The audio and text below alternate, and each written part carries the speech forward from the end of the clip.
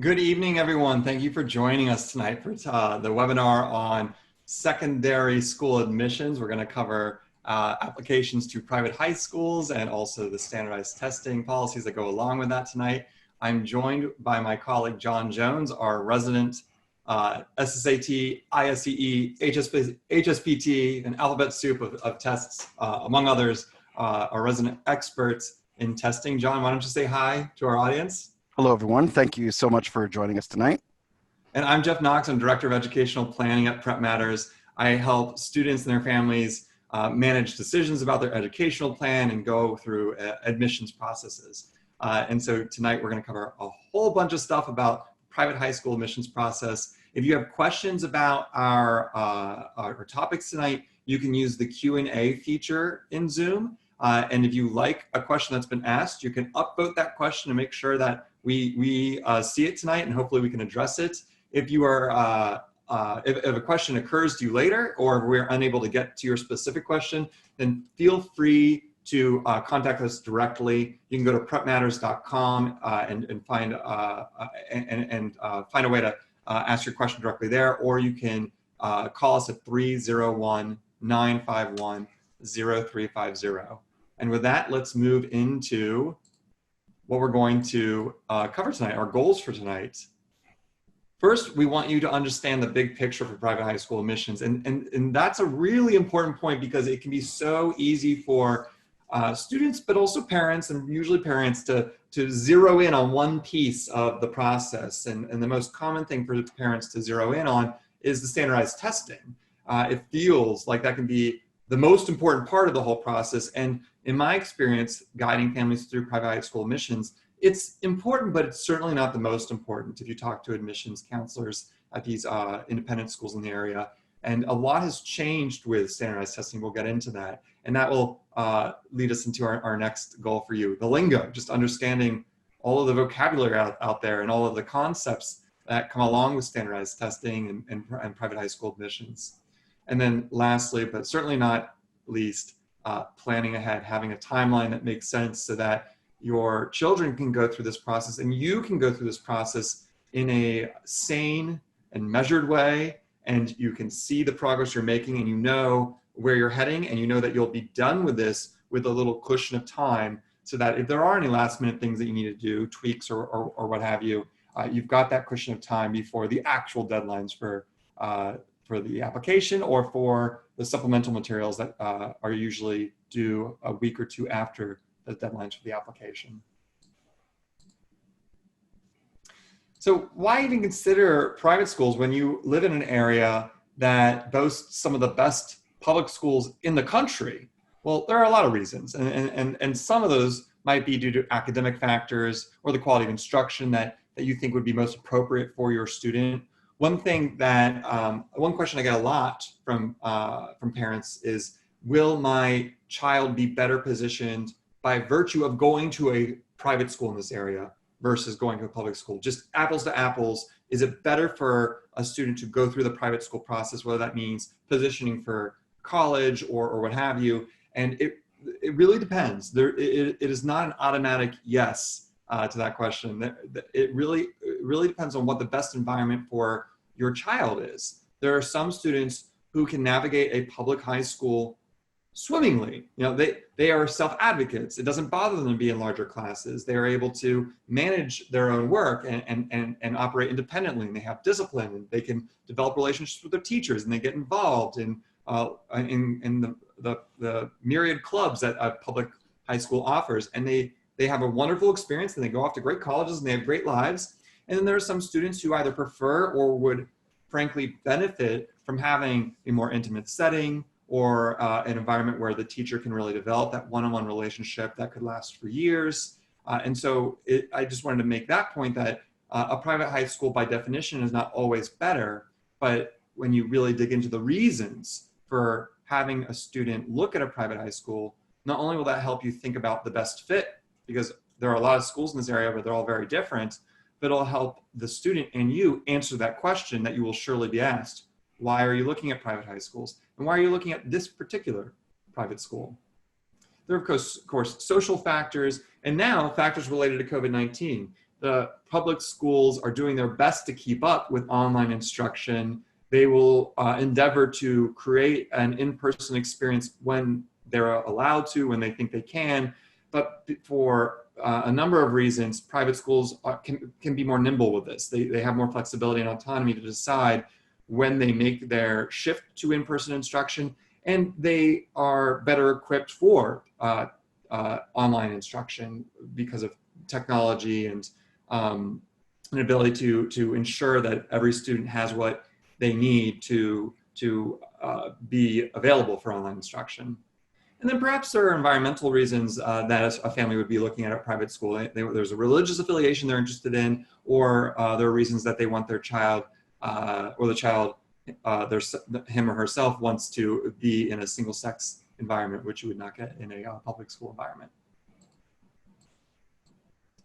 So here's just a snapshot of all the things that you need to be thinking about as you go through this process. First, it's building the list, and that doesn't, I should say, the first is starting to build a list. I mean, the building a list takes time, because for some students and families, they maybe have heard of some of these schools, but they really don't know the difference between a Sidwell versus a Burke versus a Field versus a Potomac versus a Murray, and on and on and on. And there are some very overt differences, and then there are also some nuanced differences. And so doing the research by enlisting the resources at your school, if they exist, going to the websites of these schools, obviously, attending now virtual open houses and virtual shadow days, and connecting with the families who are currently have students there. They're great resources. And of course, there are people who do this for a living, like John and myself, and we're happy to help too.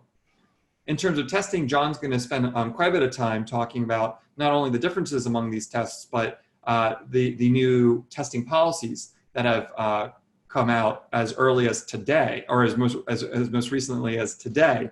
And at the end of this webinar, as a follow-up to you, we're going to send you a pretty extensive list of the local schools. I think it's 26 different schools, and the most updated testing policies that we have, which they all are, except for maybe a handful, maybe 3 or 4 haven't quite announced their updates, but many have.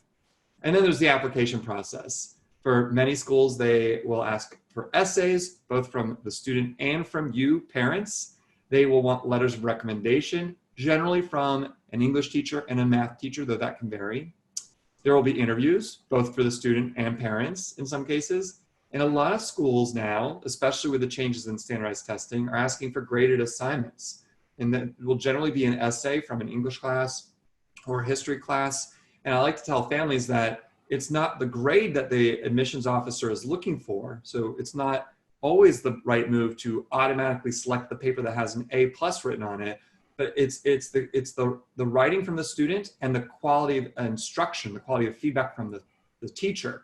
So equally important is the comments that the teacher provides, showing that they are providing a rigorous environment for your student, for your child, as they go through their class. And then you generally don't need an actual resume in the sense that we all understand as adults, but a collection of what your child has accomplished and experienced over the last 2 or 3 years is a good document to have, because you and your child will be asked that over and over again, whether it's in writing or in an interview. So kind of taking the time to deliberately sit down and remember all the things, all the wonderful things that your child has accomplished and experienced over the last 2 years makes a lot of sense.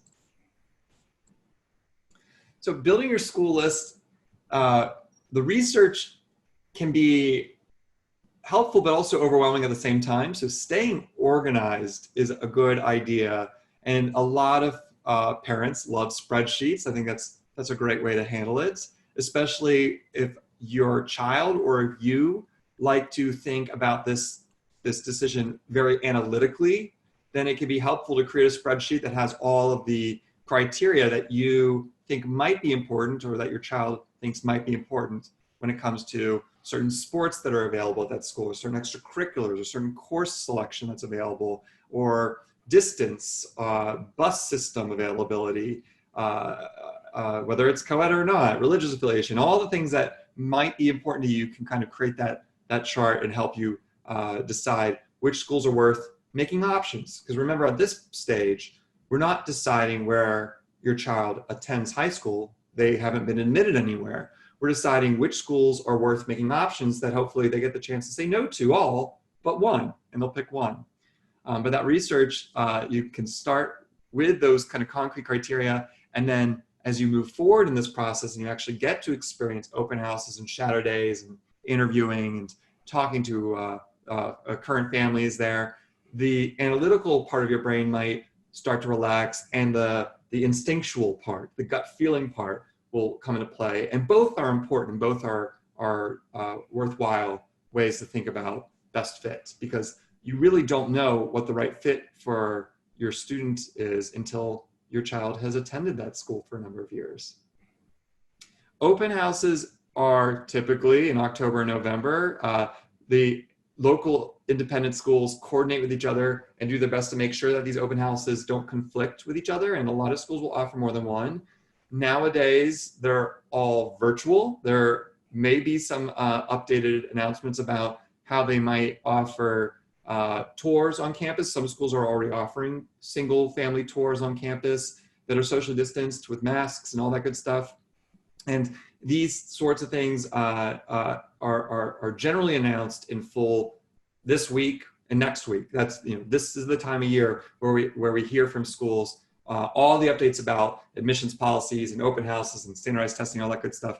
But we can expect things to change beyond this week, because if schools are able to adapt and still keep in mind public health and the desire of families to both stay healthy but actually get on these campuses, they might be able to create events that are reminiscent of what they offer in years past. And then, of course, the shadow visits. What I've seen so far is that for some schools, they can shadow, but it will be virtual. So they, instead of going to their virtual instruction for their school, they will attend the prospective school and maybe still be matched with a student to shadow, but generally they will probably be given an itinerary where they can show up to different course classes and speak with different individuals, whether it's an admissions person or a teacher or a counselor or a current student or a group of students. But those shadow days are happening, though right now a lot of them are virtual. John, anything you want to add on that? I did. I just want to check in actually one question on research. Do you advise that families sort of build sort of a combined spreadsheet, or what are your thoughts on having students, depending on their age, sort of build their own research file, either keeping files or keeping their own spreadsheets? Yeah, that's a great question. And I should also say, generally, I advise families to be looking to build a list of 4 to 6 schools. If you're applying to fewer than 4 schools, then that either means that you're very comfortable with your public school, or one of your 3 or fewer schools is, for one reason or another, all but a guarantee, which that's unusual, but possible. But 4 is a good minimum number. Applying to more than 6 is just unwieldy. I mean, there's a lot of application work. There are too many open houses and shadow days and interviews to kind of manage. So generally, I don't see families applying to more than 6. But the point that you're bringing up, John, in terms of giving some ownership to this process to your child, I think is a really important one. And there are some students who are eager to do this already. They want to dig into this stuff, and they're on the school websites themselves. They're talking to their friends, siblings who are already at these schools, and they're handling this on their own already. The majority of students I work with don't really know where to start, and might need a little nudging and a little coaching. That's where I come into play when I work with families. But I think it's a really great thing for parents to do the research that they're going to be doing anyway, but to encourage their child to do their research on their own. And the message from parents can be, I'm here if you want me to help. Here are some suggestions on what you can do. But the image I have in my head is I want the student to be on the computer saying, Mom, Dad, I just found out this new thing about this school. Come over here, I want to show you. And not the other way around, because then it can feel like the parents are driving this process and the students just being dragged along. And that can bleed into the impression that admissions people get. And that's obviously not an impression that we want admissions to have. We want them to know that that your child is doing his or her part thinking about this deliberately and independently, though of course you're a family unit and you'll be discussing this as a family unit. Do you find that students use social media, like track the schools that way versus sort of the traditional website, or is there any difference there? They certainly can, and a lot of schools have social media accounts, whether it's Twitter or Facebook. I find that this age group tends not to be on the kind of social media that schools use. So they certainly can, but if that's not something that they're already doing, if your child's not on Facebook or Twitter or Instagram, then I don't think it's a necessary thing to do. You as parents can certainly follow them on social media as well. I wouldn't say that it's going to be noticed by schools. I don't think it's a demonstrated interest kind of concept.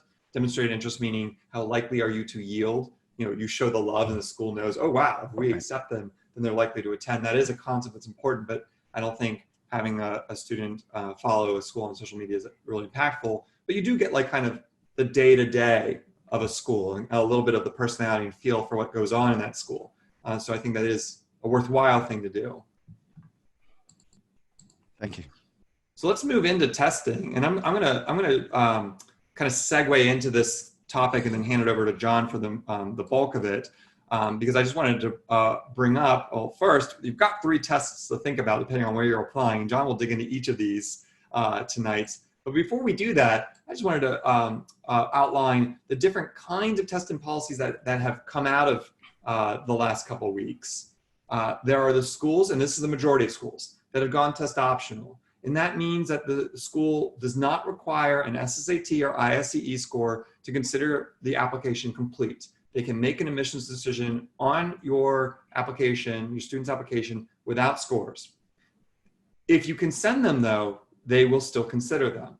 And it's always been my position, and this is true for college admissions when I'm working with older students to the college admissions process, if you can provide more data and therefore more context to help admissions build a clearer picture of your student, whether it's academic or personality or whatever, you should do that. So if there's an optional interview, take them up on it. If there's an optional test, go for it. Worst case is that you see the scores and then you decide later, these don't add value, I'm not going to send them. But if they do add value, then it's probably worth giving the school admissions office that piece of evidence to help build a case to admit. It certainly can't hurt.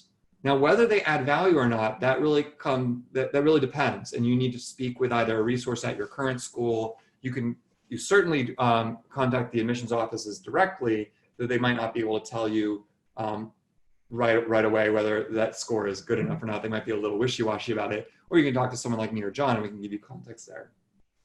There are some schools that are test optional. However, if you go that route, they're going to require something else. So Bullis is an example of a school where you just don't have to send in a score. St. Andrews is an example of a school where if you don't send a score in, they want you to do something else. You either need to offer a graded assignment from a class this year, or I think in St. Andrews' case, you can show evidence of a project, whether it's for school or just an independent project through video or photography, and then describe why that project was meaningful to you. And so there are substitutions for standardized testing in some cases. And then there are schools that are truly test blind. Georgetown Day School, Murray School is also test blind. And that means they will not consider scores. You cannot send them to these schools. If you do, they will not look at them. It's not part of the application process any longer.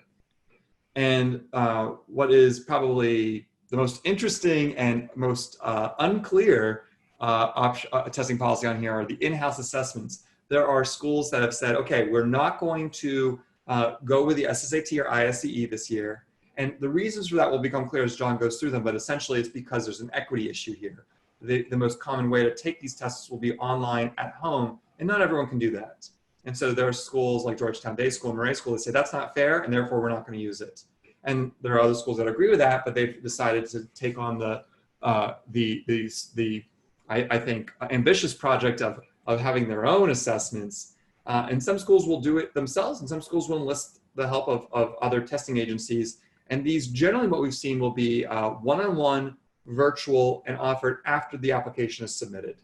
They will rely on many of the same skills that the SSAT and ISEE would be testing, like reading comprehension, maybe math skills, but just in a different format. So the kind of preparation that you would want your child to go through if you're applying to a school where the test is still required, which there are some schools where the test is still required, or if you're applying to a school that's test optional and you want to have the option of sending scores, that kind of prep would also probably advantage a student, or provide benefit for a student who's going to go through some kind of in-house assessments. And then yes, there are still schools that, at least today, last I checked, are still requiring testing. The best example are schools, Catholic schools, that rely on the HSPT, which is a test that's just for Catholic schools. So far, the Archdiocese of Washington plans to administer the HSPT in December, and so the schools that require that test plan to still require them. But anything is up for grabs. Anything could change any day now. We'll do our best to keep you updated. We will send you, as a follow-up to this webinar, a much more detailed list of all of the schools in this area and what their policies are. So be looking forward to that. Okay, John, tell us more about these tests that we probably need to prepare for anyway. Excellent. Thanks so much, Jeff. Yeah, there are three major tests that we prepare students for in the area to sort of get ready for this admissions process. They do include the SSAT, secondary school admissions test, the ISEE, independent school entrance examination, and then the HSPT, or high school placement test, as Jeff mentioned, for the Catholic schools. We'll talk a little bit about each one separately to just sort of clarify what they test, what they're like, and what students and families want to be aware of when working for these tests. The SSAT, as we see here, a 3-hour test. Normally, right, those dates during the academic year, there still are several dates being offered this year. However, as we'll talk about, that's more on the family to decide. Before this year, there would be, fixed dates during the calendar year when the test will be offered, but now it will be up to each family to decide when they will take the test, and we'll get more into that later. Generally, when we work with students, we like to prepare them for a couple months leading up to the test. But let's get back into the test for a moment. On the SSAT, we have there are verbal questions, synonyms and analogies. There is a critical reading section as well, where students have 7 or 8 passages where they are presented with several different types of passages. Usually there's a poem on there, but there's prose fiction, maybe social science passage, humanities, natural science as well. And they're asked a lot of the sort of standard critical reading types of questions. What's the main idea? How is this word used in context? As well as some inference questions and a few others. And then there's a math section on the SSAT, which is actually broken up into 2 sections on the test. When a student takes this test, there's an essay at the beginning, the writing sample, which is not scored, but it is sent to the schools that students apply to and send their SSAT scores. And it basically gives the administrators at the applicant school, the candidate school, another look at the student's writing and get to understand the student a little bit more. Again, there's no score on this. There's the essay, then there's a quantitative section, then reading, then a verbal section, and then quantitative, and an experimental section after that, where they're preparing questions for future students. So they'll use the current students as test pilots, but these questions won't count toward their score or affect their work.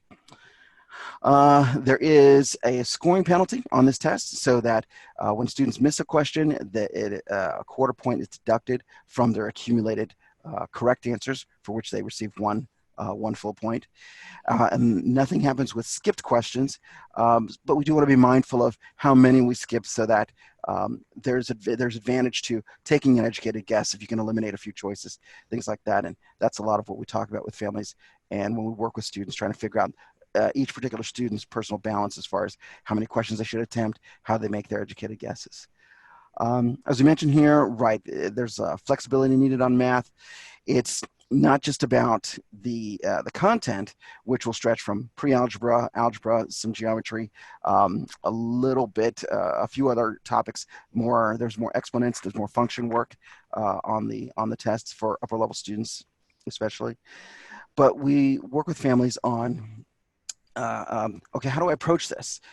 Because many of the questions, if we just do it the way we've learned in school, which of course there's nothing wrong with that, but on a standardized test, sometimes that way is going to take more time. And we work with students on making sure they manage their time and their energy and their focus to get through the whole test. Because, you know, obviously students will do a lot better if they can get to the end and get a chance to see every question. And then they can make the decision about, you know, hey, can I answer this? Do I make an educated guess? Or is this one, in fact, that I will skip? What else is on the SAT? Most of the non-Catholic schools will accept the SAT and the ISEE, and we'll talk about those. The ISEE is similar, also another 3-hour test with a lot of the same content. There is a critical reading section. There's a verbal section, which has sentence completions instead of analogies.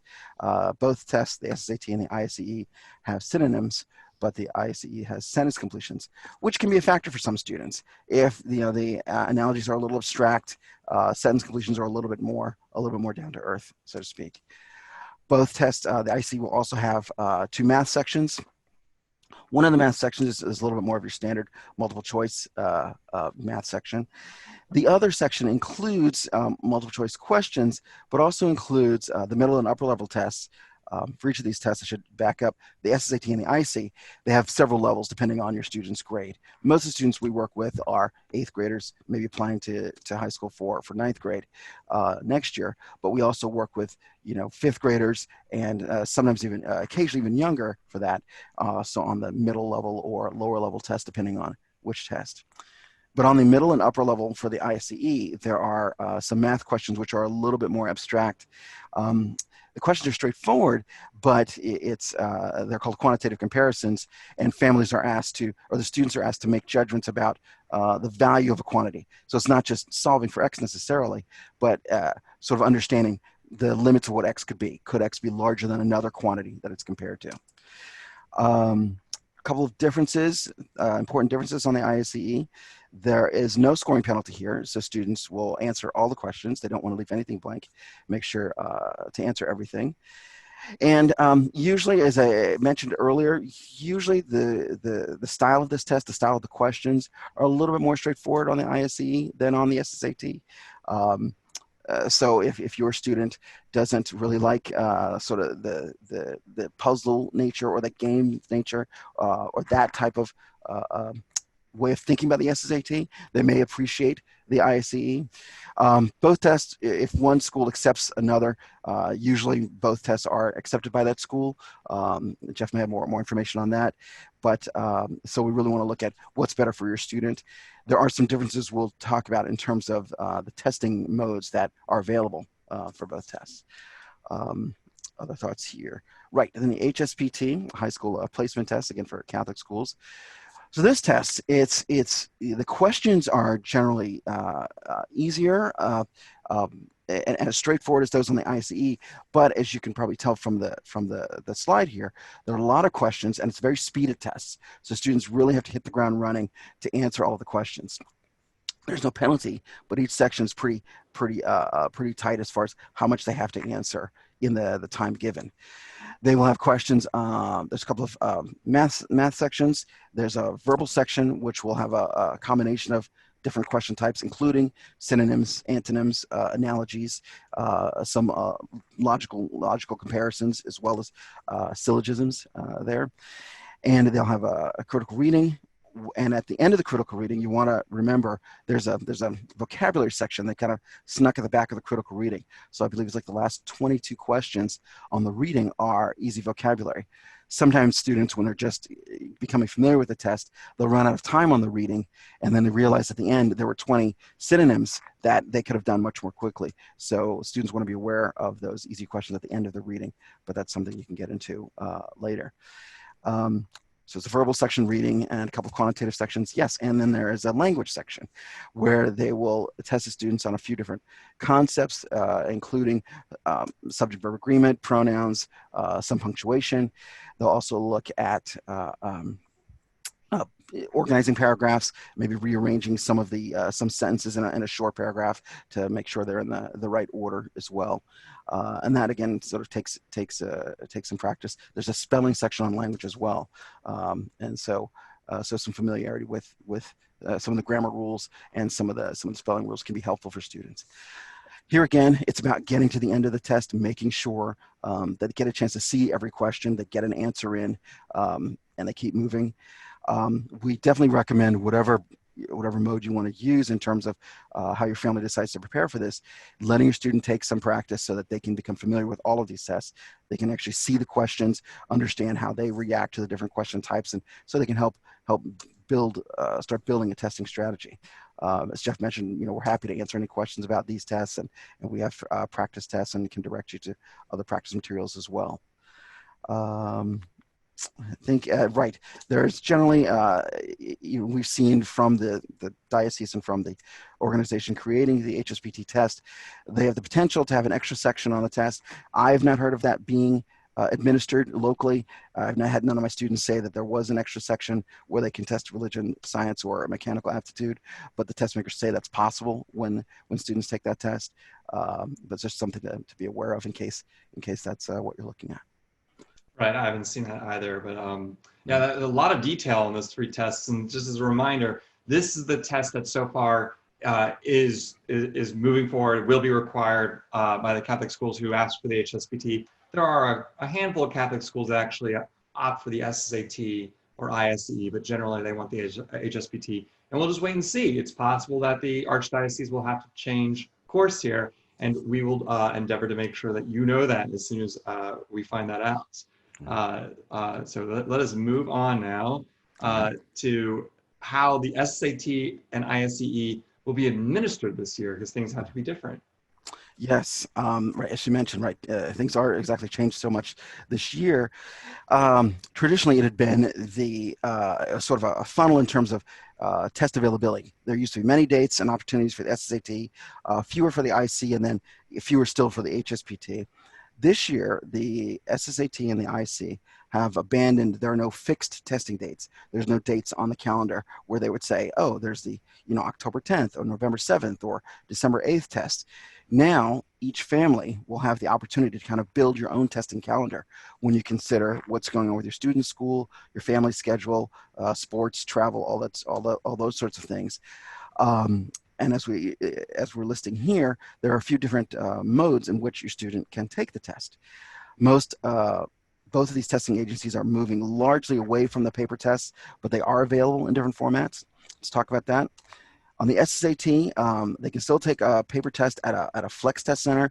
These are private consultants, either educators or other professionals that administer the test. They proctor it privately in their office, and students can take that test. Actually, I'm sorry, that's an error we have there. They can take the flex test once per year for that, and from August to the end of July for that, and that is a paper test. Usually those results are about 2 weeks, 10 to 14 business days. Alternatively, they can take a test at a PROMETRIC test center. This is a professionally proctored testing center where the student may be sitting with other students that are of different ages. There might be, other high school applicants, or there might be current high school students or college students maybe getting ready to take a type of graduate exam as well. So you want to be prepared for that. Also, the PROMETRIC test centers are usually a little bit more stringent than your standard proctoring at a school, for instance, just in terms of they're very security focused. And so the adult that brings the student to the PROMETRIC center will have to stay there with the student during the course of the testing. There's ID checks and things to be aware of in terms of what you can bring and what you can't bring. So we want to be aware of that. Let's take a step back and look at the big picture. They can take a flex test, paper test once per year. They can take a test at a PROMETRIC center twice per year. Those, and they can register for those. They have to be 30 days apart. Or, as many of our students are doing, they can sign up for at-home testing for the SSAT, where they can actually get access and take the test on a home computer. Chromebooks and tablets are not available this time, so it would have to be a different type of computer, but they can do that several times per year. There must be 30 days between each of those tests as well. Of course, most of our students most students that we work with or that have, counseled don't take the test, that many times, of course, but those are the options available. Testing for SSAT has opened or will open next weekend, next Saturday, starting the 26th, and there are several times during the day. So for example, The at-home testing is available every Saturday of each month and one Sunday. And the family can sign up for times beginning at 9 o'clock all the way until just before 3 o'clock. So I guess 2:30 might be the last time they could sign up for the 3-hour test.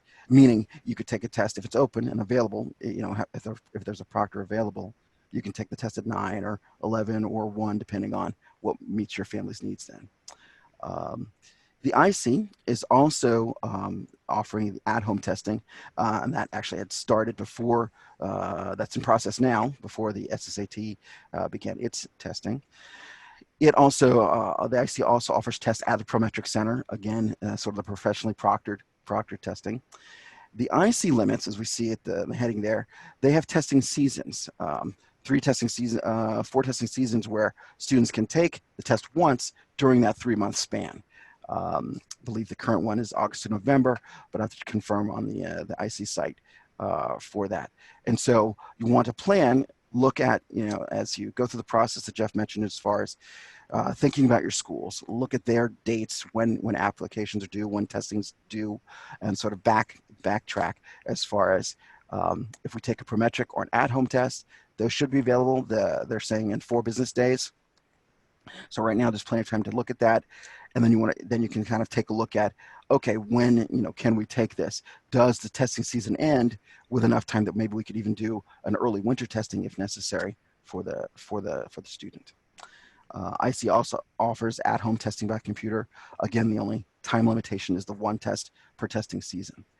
If there are questions on that, certainly let us know. We're happy to try to explain that and go through that. Other thoughts on that, Jeff, or anything No, except for that, I think you're right about the season for ISEE, August and November, because a lot of the students, if they are doing the ISEE, they'll do 1 in November, 1 in December, because December is the beginning of the next season. Right. Yeah. Just a couple of reminders, looking again at the options for the SSAT and ISEE. Again, with PROMETRIC, because it's sort of a standalone organization, it's not a school, you can, or nationally mandated, the family can set up a time. If the time doesn't work, they can call back and reschedule or log in and reschedule that time with the PROMETRIC Center for what time that works for them. That flexibility is really helpful for families.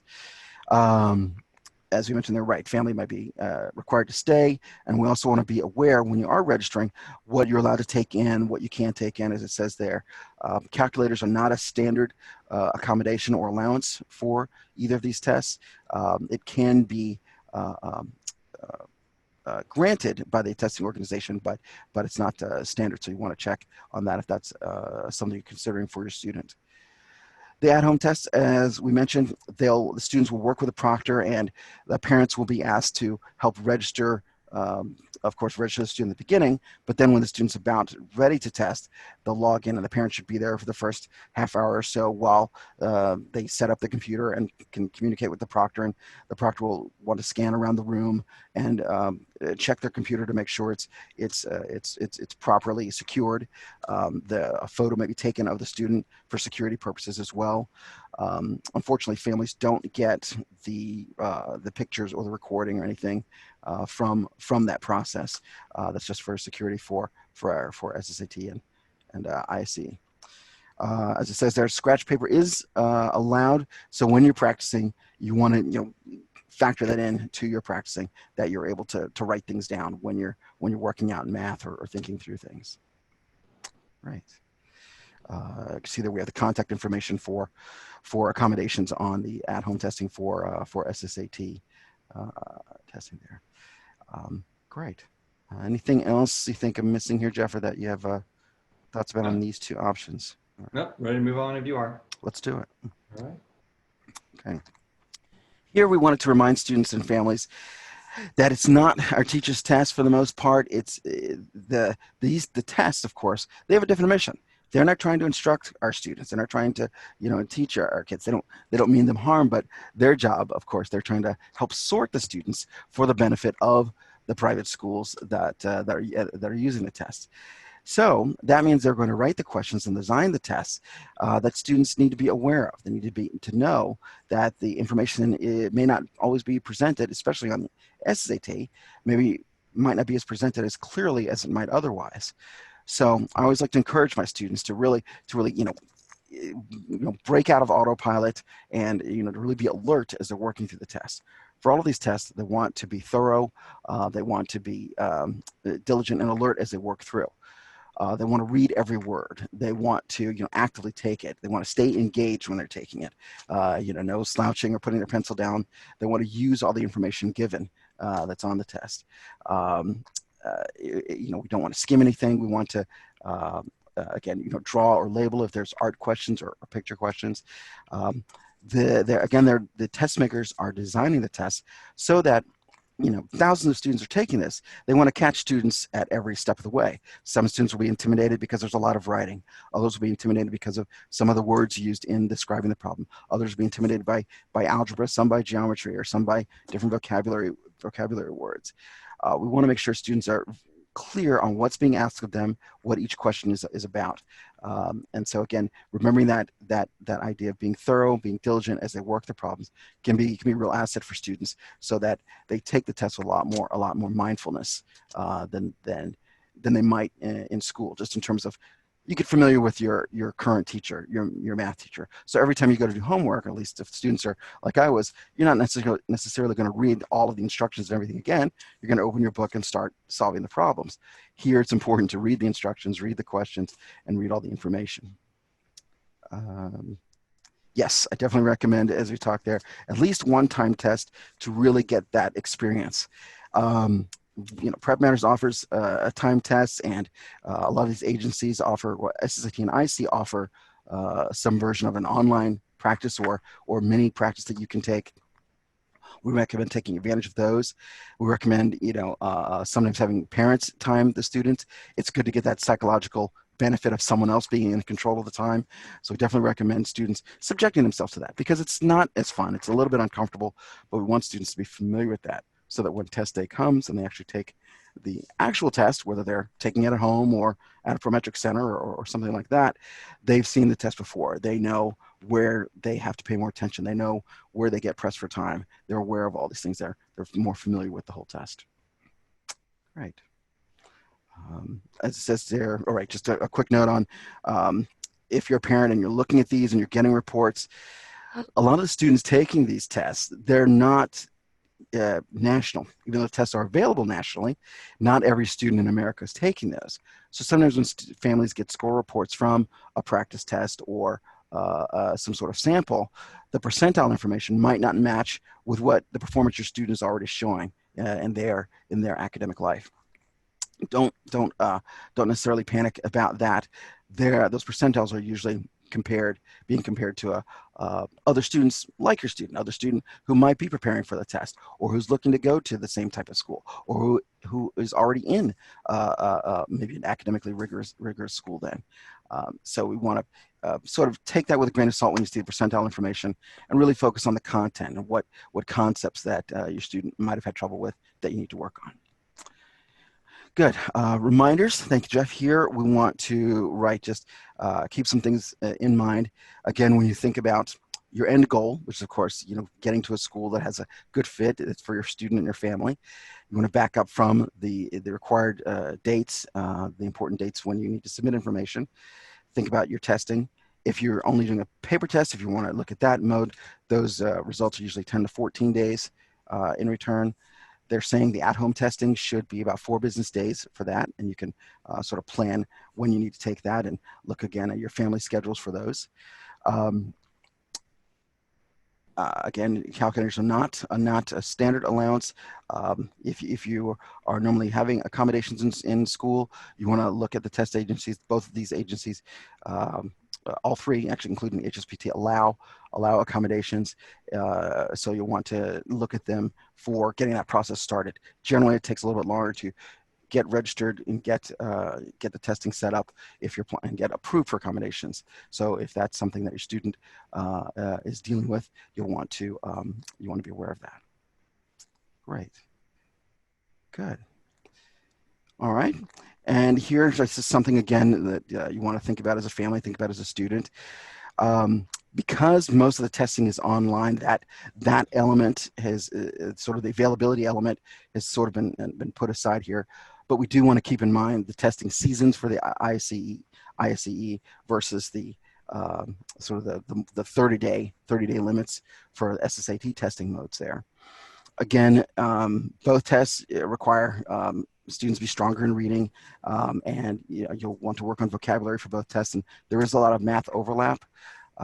If your student can kind of quote unquote have fun with the test or get into the idea of, okay, this is a challenge, this is a puzzle, it's a little bit of a game that I can pay attention to and sort of find what they're trying to trip me up with, the SAT might be better for them. For the IC, if your student's a little bit more straightforward, hey, just give me the test, let me show what I can do, that may be a little bit better of a test for them. Again, the SSAT, you're dealing with analogies and some math questions that are deceptively time consuming, that some approaches might take them a little bit longer to finish, whereas the IC, the information is a little bit more straightforward, but some of the math questions are a little bit more abstract just in terms of the concept, but once you get familiar with that, they should be just as straightforward as the other types of questions. I think those are the big things. If your student is younger and you're looking at transferring maybe in 5th, 6th, or 7th grade, usually IC is a little bit better for students who have not been exposed to standardized tests as early yet. So if your students right again 5th, 6th, or 7th grade and looking to transfer, they might want to take a look at the IC to see what that feels like.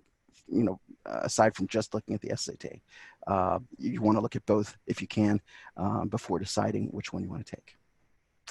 Great. So as I said at the beginning of this webinar, usually, just in my experience, I don't know if this is your experience too, John, when families come to us with questions about the private high school admissions process, they come largely thinking about testing, but as they move into the process, they realize that there are so many other components, and I'll say it again and again and again, I've learned that the standardized testing, that there are probably more questions about it. It's not the most important part of this process to an admissions person. The standardized testing percentiles can be helpful as a little piece that's a part of an overall impression that the application package contextualizes. And the bigger pieces of that package come from the essays, the interviewing, the actual human-to-human experiences that you have as you go through this process. So let's dig into those a little bit. For the essays, there are a lot of different ways that essays will be handled this year, and I'll talk about that in our next slide. But remember that these schools generally have a mission. They're nonprofits, and they have a certain goal in what they do to build a community and what they do for students after they leave. And so digging around the website and learning through direct contact with admissions officers or current families to understand what their mission is will help students tailor their essays to speak the school's language. So it does take a little bit of reflection to understand the school and what they aim to do. It is also your chance through writing, and I'm talking to the students here, but parents do have essays as well, in many cases, to give them a flavor of your personality. This is not your English assignment. This does not need to sound like the academic voice that you might use for a teacher when you're doing a school assignment. The writing that you use, the style that you use, can be very similar to how you talk in an interview, perhaps. And so, of course, you're going to revise it and edit it, and it's going to be your best example of writing. But it can be a personal message about who you are, because schools really are trying to learn about not just about your writing quality, that they are, and whether you know the difference between who and whom and all that good stuff, but just a sense of what kind of person you are and how you analyze the questions that you're being asked, how you think. They want to get a glimpse into how that brain works. Starting now is a really good idea. The essays don't change every year to year, but sometimes they do. And like I said, this is the time of year, this week and next week, when the essay prompts are out and verified. So a lot of schools have already released this year's essay prompts. Many of them have not changed. Some have. Some we're still waiting on. Not very many, but a few. And so this is the great time to sit down. And even for my students who come to me in spring of 7th grade or summer before 8th grade, I get them started then, because the questions don't change, but even if they do, it's still a nominal wording change, and the kinds of things that you want to convey in your essays don't have to change based on the prompts, because you should decide, you student and you the family should decide, what are the things I want schools to understand about me, and then you'll craft your essays to convey that information, that message, no matter what the questions are. The questions are broad enough that you can do that. So there's the traditional application essay, which just means there's a question in the application and you have months to write it. Right? You might have already received the application essay prompt, you'll get it soon, and it might not be due until December or even January. There are also on-site essays for some schools, though those have been kind of quashed this year because private schools are trying to limit the reasons for having, quote unquote, outsiders come to their campuses. But some schools ask students to sit down and right there and then write an essay on their campus, almost a la the SSAT essay, where you do it in the moment, it's timed, and then there's not a lot of opportunity for revision and editing. And the reason they do that is that it's a more apples to apples comparison with the essay that they do on the SSAT essay, and so they can kind of get a sense of, two opportunities to look at a student's writing, though it's under time circumstances, or at least on the spot circumstances where you don't have days or weeks to return to the essay and revise and edit. And what a lot of schools are doing this year, either in lieu of the on-site essay or in lieu of standardized testing, or just in addition, because now that they are going test optional, they just need more data, more context, is asking for a graded essay assignment from English class or history class in 8th grade. And as I said before, the quality of the student writing is certainly something to consider, but so is the quality of the teacher feedback. I often have students look at the essays that they got returned from their teachers in English or history that were perhaps less than an A for the grade, B's and such, and those are still worthwhile to consider. We don't have to just automatically assume that you need to have an A on that assignment for it to be worthy to send to a school.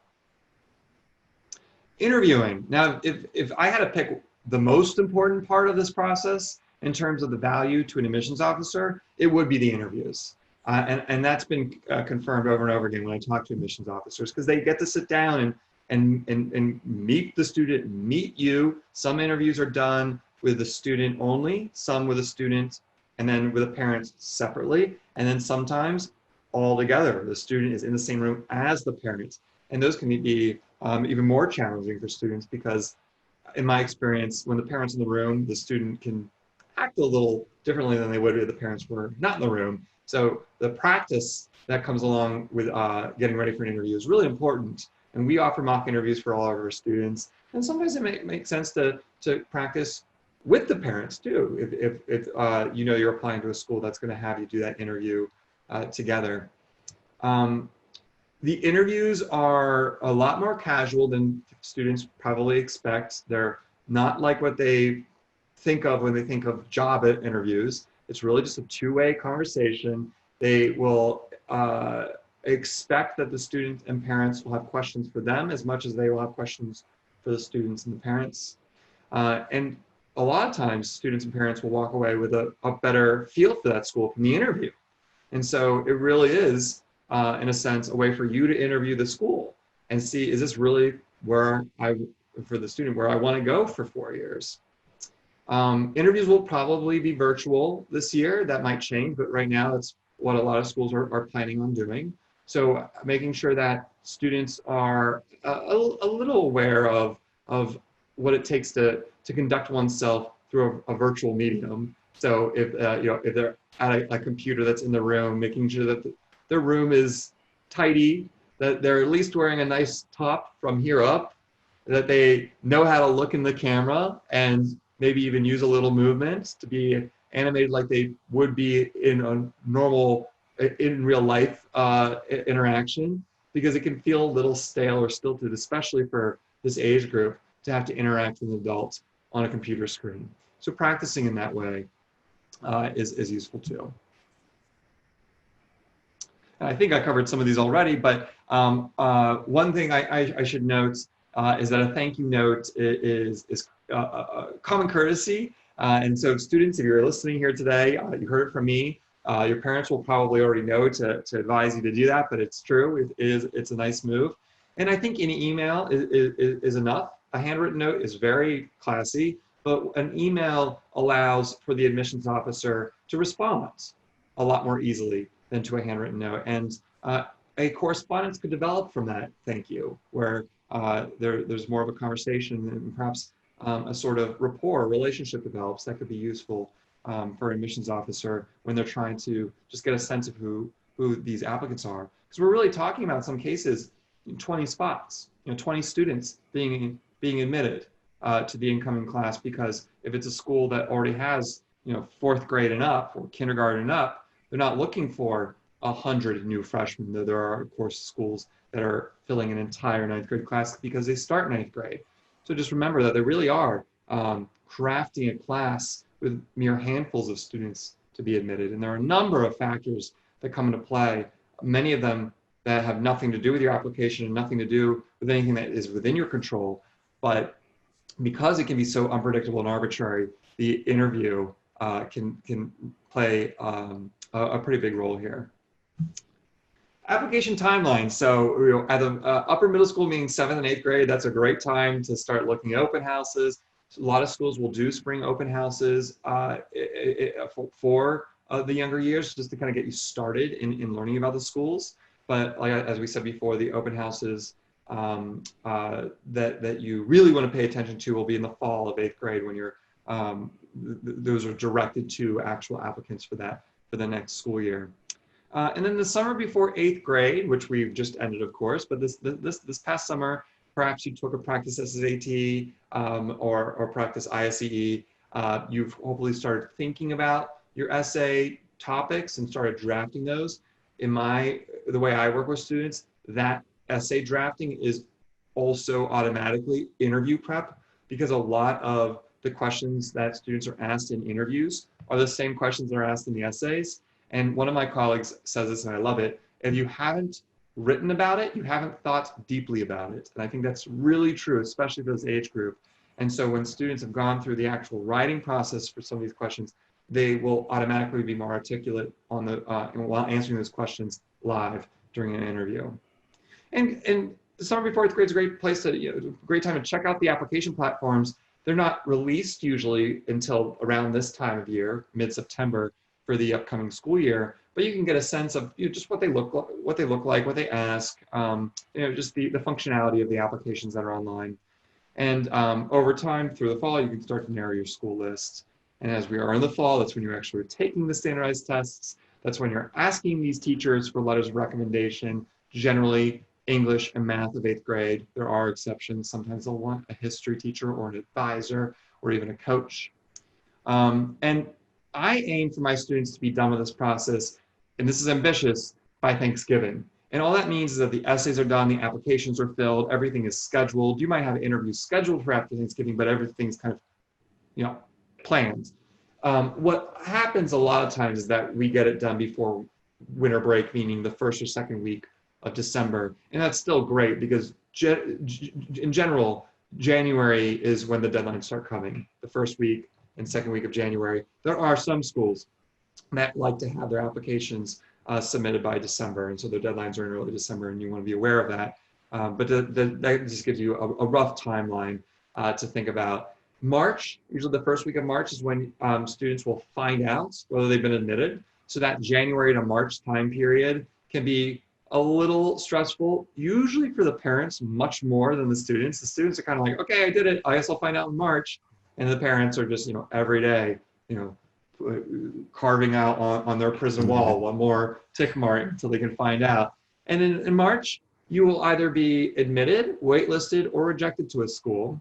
If you're admitted, you're in. If you're rejected, that means that there was something about the application that the school knew that it was never going to be the right fit.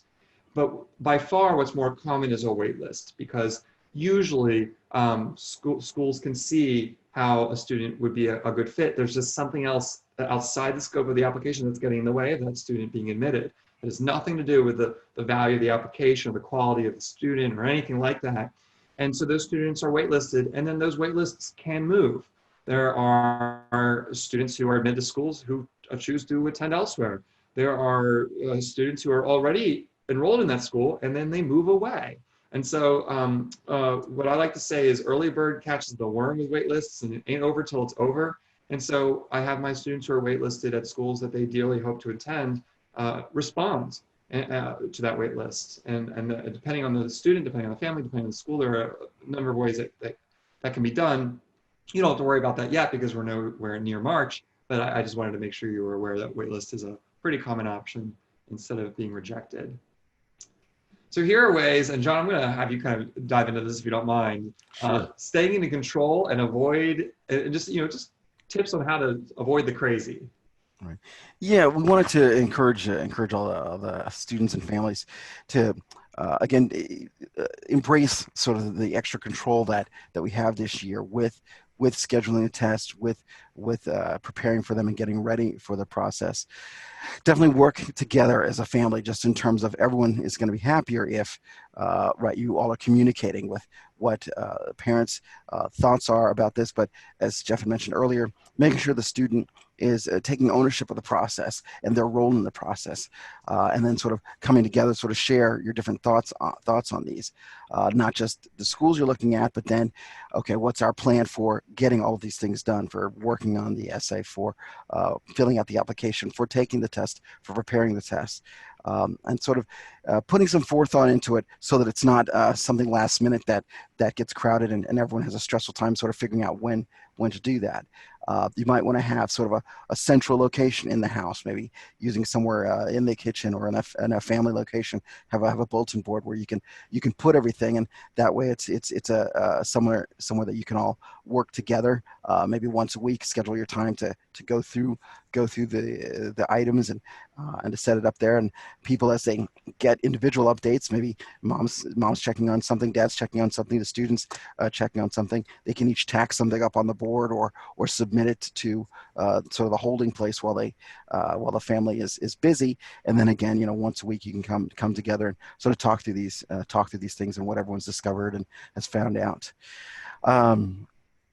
You want to expect some changes, things, certainly even before 2020, to expect changes in the process in terms of what you find interesting, what you learn about the schools, what where you are as a person and as a family, again, as far as the process, and being open to that and having a plan for that, so that you can kind of game out that scenario as far as if something changes, and not necessarily every last detail, but at least have some given some thought to it, so that when a change does occur, you can be mindful of saying, okay, we've thought about this, we knew this could happen, and then we'll go to our backup plan now in terms of okay, if something changes our timeline, how do we adjust for that?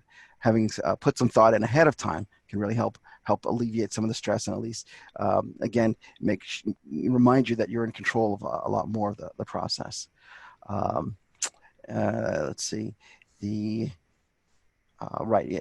your calendar, your family calendar as well, aside from just the sort of the message and update board, but make sure to look at all these things because they all play a part of talk with my students about again different things coming up as far as maybe sports or a job or a club that they might be in, family events, relatives coming over, or other family situations, and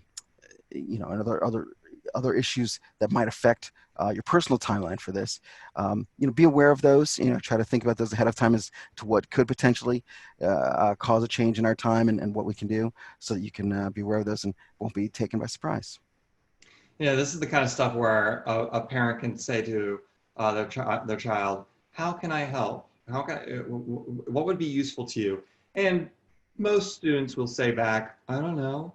And then that's when the parent can say, well, would it be helpful if we created a calendar together? Would it be helpful if we met once a week about this? Would it be helpful if you looked into these 3 schools and I'll look into these 3 schools also, but separate from you, we compare notes. But giving specific ideas to the student, your child, so that they can say, yeah, I guess so. I guess that'd be helpful, is a lot more effective in our experience than saying, here's what we're going to do. Right. And so these are some ways of lowering that stress. So big picture takeaway before we let you go tonight: do your research, and of course we're here to help you through that process and through the planning of it. Choose your test, prepare, focus, and then also remember it's just a test, and it's not. We say that not just to make you feel good. It really that is the mindset of the admissions officer too. We're not looking for an A+ on the test. There's lots of different ways to think about it, and every student's different. Every school is different as well. But it's probably not as significant to an admissions officer as it is in your mind. And then yes, the timeline, plan it out so that you can go on vacation still, and you can still have downtime and go through this process at an effective but comfortable pace. If you have any questions about tonight, you can go to our website, and there are ways to contact us for a variety of things, but certainly all this stuff that we covered today at prepmatters.com. You can contact me and my department at edplanning@prepmatters.com. You can contact John Jones, our resident SSAT, ISEE, HSPT guru, at jjones@prepmatters.com, and our phone number is on the screen. We hope that you found this useful tonight. We wish you the very best with this process, and we wish all of you good health and a great rest of your evening. Thank you so much. Thank you. Thank you for your time.